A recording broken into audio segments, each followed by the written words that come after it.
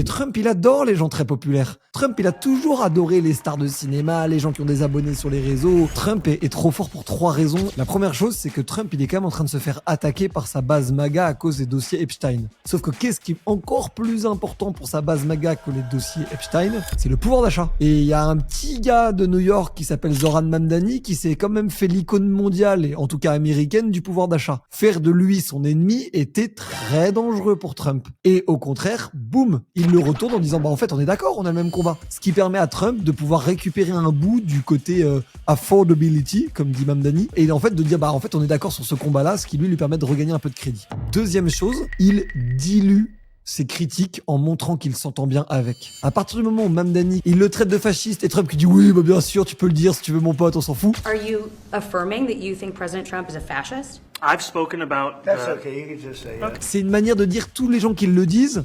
En fait, il pourrait très bien être avec moi dans le bureau ovale et être mon pote. Ce qui veut dire que toute attaque en tant que de dire Trump est un fasciste, dans l'esprit des gens, ça veut dire on peut se retrouver dans le bureau ovale à faire des blagues. Et ça, c'est tellement brillant que je me demande même si c'est calculé tellement c'est fou. Jamais qu'un dictateur ferait ça. Et la troisième chose, et on en parlait un peu en off avant l'émission, Mamdani, il est très populaire. Et Trump, il adore les gens très populaires. Trump, il a toujours adoré les stars de cinéma, les gens qui ont des abonnés sur les réseaux. Trump, c'est un peu le gars qui aime bien être entouré des gosses cool à l'école, quoi, en fait. Et Mamdani est ce gosse cool aujourd'hui. Et franchement, là-dessus, je suis pas spécialement fan de Trump sur plein de trucs. Là, il vient de nous rappeler à quel point c'est peut-être le plus grand communicant de notre siècle, quoi, vraiment.